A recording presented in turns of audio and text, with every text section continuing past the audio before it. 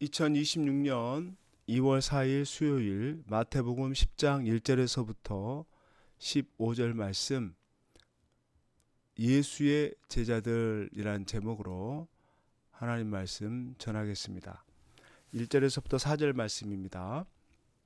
예수께서 그의 12 제자를 부르사 더러운 귀신을 쫓아내며 모든 병과 모든 약한 것을 고치는 권능을 주시니라. 12 사도의 이름은 이러하니 베드로라 하는 시몬을 비롯하여 그의 형제 안드레와 세베대의 아들 야고보와 그의 형제 요한, 빌립과 바돌로메, 도마와 세리마테, 알페오 아들 야고보와 다데오, 가나안인 시몬과 및 가룟 유다 곧 예수를 판 자라. 예수님께서 12 제자를 부르셨다. 그리고 그들과 함께 더러운 귀신을 쫓아내고 모든 병과 모든 약한 것을 고치는 권능을 주셨다라고 말씀하고 있습니다. 자, 이러한 사역들은요, 제자들이 예수님 없이 감당할 수 있는 사역들이 아니었습니다. 이거는 하나님만이 하실 수 있는 신적인 권능입니다. 그런데 예수님은 이제 그렇게 하라고 제자들을 부르셨어요. 그 일을 감당하라고. 그리고 실제 예수님과 함께 사역을 하면서 이와 같은 일들을 몸소 경험했습니다. 예수님을 더욱 신뢰하는 계기가 된 거죠. 예수님은 단순한 랍비나 단순한 선자가 아니라 신적 권능을 가지고 계시는 오실 메시아, 하나님의 아들이고 우리가 참 바랐던 바로 구원자였음을 깨닫게 되는 거죠. 자, 예수님이 제자들을 왜 부르셨는가? 이러한 일들을 감당하라고 부르셨다는 거예요. 놀라운 사역을 감당하도록 낙심한 자들을 일으켜 세우고 귀신을 쫓아내고 모든 병과 악한 것들을 고치기 위해서 예수님이 우리를 불러주셨다. 그것을 깨닫고 하나님의 능력을 신뢰하면서 우리도 이와 같은 신적 권능을 사용하여서 영혼을 구원하는 일에 앞장서는 사역을 감당해야 됩니다. 그런데 이것은 우리의 힘이 아니라 주님이 주신 능력으로 이 모든 것을 감당할 수 있다라는 사실을 잊지 말아야 됩니다. 예수님은 12 제자의 이름을 언급하였습니다.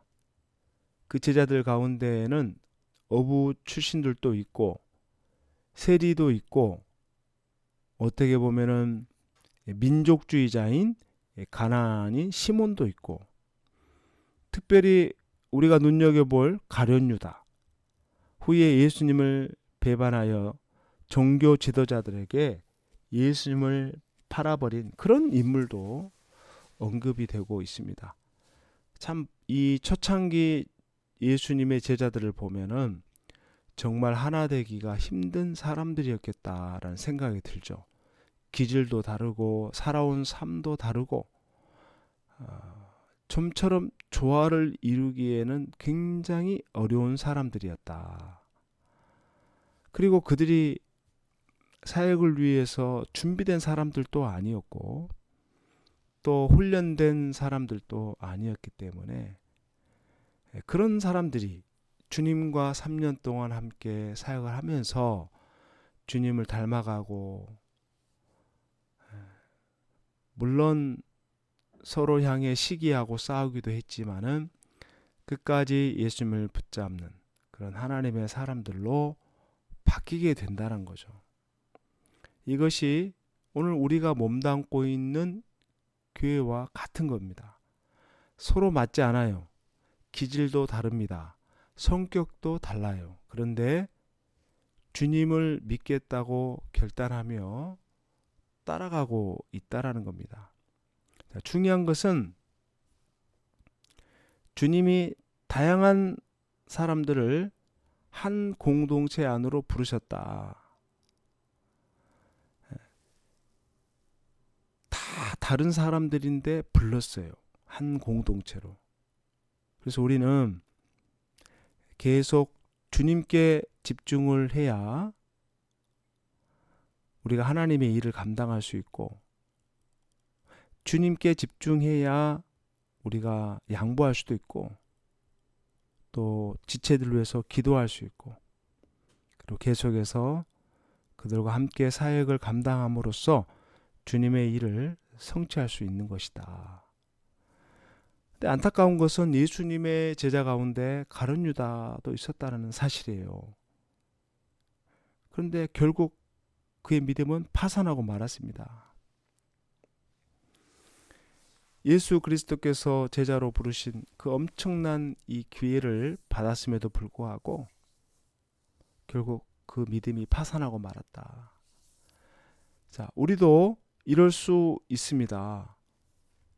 우리를 주님이 불러주셨는데 그 은혜가 얼마나 귀한지 깨닫지 못하고 자기 중심으로 살아가게 되면은 우리도 주님을 배반할 수 있는 그 위험이 항상 있을 수 있다라는 것. 사랑하는 성도 여러분, 예수님의 제자가 되는 것 어떻게 보면 굉장한 선택이고 영광스러운 일입니다. 그리고 예수님과 동행하다 보면은 많은 걸 배우게 되고 우리 믿음도 성장하게 되고 주님이 주시는 능력도 우리가 공급받아서 놀라운 사역들을 감당할 수 있습니다. 그래서 우리가 예수님의 제자로 부름받아 주님과 동행하며 살아가는 것이 얼마나 귀한 일인가. 그 모든 능력의 근원이 바로 예수님을 통해서 시작이 된다라는 것을 우리가 늘 기억하면서 나를 불러주신 우리 주님께 늘 감사하고 기쁘게 주님의 길을 걸어가는 저와 여러분 될 수 있기를 주님의 이름으로 축원합니다. 5절에서 7절 말씀, 예수께서 이 12를 내보내시며 명하여 이르시되 이방인의 길로도 가지 말고 사마리아인의 고을에도 들어가지 말고 오히려 이스라엘 집에 잃어버린 양에게로 가라. 가면서 전파하여 말하되 천국이 가까이 왔다 하고, 이제 예수님은 제자들을 파송하십니다. 그리고 천국이 가까이 왔음을 선포하라고 그렇게 알려줬습니다.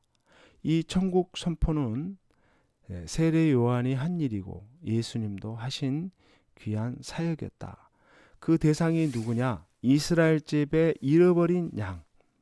예수님은 처음에는 이방인의 길로 가지 말고 사마리아인의 고을에 가지 말고 이스라엘 집에 잃어버린 양들에게 이 귀한 천국 복음을 전하라 라고 그렇게 말씀하였습니다. 이스라엘에서부터 이방으로 이 복음이 전파될 수 있도록 하나님이 질서를 잡아주신 겁니다. 그런데 여기에서 우리가 좀 생각해 볼 게 뭐냐면은 그 주님의 제자들이 이러한 사역을 감당하기에는 아직 여전히 부족한 게 많았다라는 사실이에요. 서툴고 시기심도 많고 다혈질이고 이러한 연약한 사람들. 그럼에도 불구하고 예수님이 뭐 하셨습니까? 그들을 보내셨다는 거예요. 이 주의 일이라는 것이요, 이론으로만 안다고 해서 되는 게 아니구나. 지식적으로 머리로 알고 있다라는 것과 실제로 실천하는 것은 큰 차이가 있는 거구나. 그러려면 부족해도 아직 서툴러도 현장에 나가 부딪히면서 몸으로 체득해야 그게 진짜 믿음이 생기는 거고 깨닫게 되는 거예요. 그래서 예수님이 실수할 것을 알면서도 보낸 겁니다. 현장에서 배우라고. 현장에서 성령님과 동행하는 법도 배우고, 다급할 때 기도하는 것도 배우고, 하나님을 철저히 의지하는 것을 배우는 거예요. 그러면서 믿음이 자라가는 거다. 교회도 마찬가지입니다. 우리가 하나님의 일을 할 때 머리로만, 지식적으로만 우리가 배운다고 해서 그 믿음이 내게 되는 게 아닙니다. 현장에 나가 경험해 봐야 체득하는 거예요. 그래서 우리 다음 세대, 우리 청년들을 자꾸 이렇게 선교지나 또 선교 여행이나 다양한 외부의 어떤 사역과 활동을 통해서 하나님의 살아계심을 경험할 수 있도록 그렇게 이끌어주는 것이 굉장히 중요한 거구나 라는 것을 우리가 깨닫게 되는 겁니다. 7절에서 8절, 가면서 전파하여 말하되 천국이 가까이 왔다 하고 병든 자를 고치며 죽은 자를 살리며 나병 환자를 깨끗하게 하며 귀신을 쫓아내되 너희가 거저 받았으니 거저 주라. 가면서 전파하며 말합니다. 천국이 가까이 왔다. 가까이 왔다라는 것은 그만큼 시급한 사안이라는 거죠. 그리고 긴박한 마음으로 이 복음을 전하게 되는 거죠. 그러면서 병든 사람들, 질병으로 고통받는 사람들, 악한 귀신의 지배를 받는 사람들, 이런 사람들을 고치고 회복시키라는 거예요. 너희가 거저 받았으니까 거저 주라라고 주님이 말씀합니다. 감당할 수 있는 능력도 우리 주님이 주셨다라는 말씀이죠. 오늘도 이 시대에도 이와 같은 사역이 정말 필요합니다. 우리가 말씀에 순종하면서 선포하고 병이 낫기를, 악한 것이 떠나가기를 우리가 계속해서 선포하고 치유 기도를 하지만은 우리가 원하는 만큼의 어떤 치유와 회복이 일어나지 않고 더딘다 할지라도 계속해서 믿음을 가지고 이와 같은 사역들을 감당해야 된다. 9절에 10절 보면 너희 전대에 금이나 은이나 동을 가지지 말고 여행을 위하여 배낭이나 두보롯이나 신이나 지팡이를 가지지 말라. 이는 일꾼이 자기의 먹을 것 받는 것이 마땅함이라. 이 전도 여행을 떠나는 제자들에게 전대나 금이나 은이나 동을 가지지 말라. 이렇게 말씀하신 이유는 전적으로 주님만 믿고 나가라 라는 뜻입니다. 하나님의 공급하심을 믿고 주님의 사역을 집중하라 라는 뜻이 있는 겁니다. 자꾸 먹고 자고 이런 것들로 염려하고 분주해지면은 이 전도사에게 집중할 수 없기 때문에 주님이 그와 같은 특단의 조치를 취한 것이다. 그래서 또 나름대로 예수님의 약속을 믿고 어디로 가든지 간에 또 거기에 보면은 합당한 자가 있어요. 그 전도자들을 도와줄 사람들이 생긴다는 거예요. 그러면 그 집에 머물면서 주의 사역을 감당해라. 그러려면은 상당히 좀 용기가 필요합니다. 하나님 약속을 붙잡으면서 믿음으로 나가는 용기.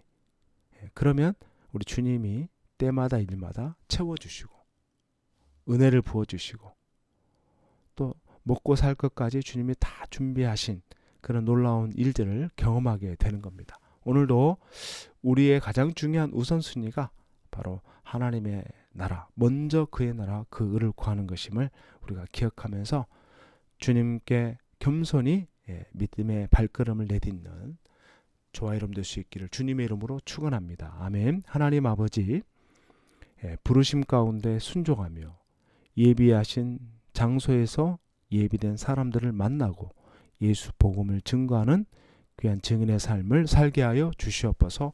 좋으신 예수님의 이름으로 간절히 기도하옵나이다. 아멘.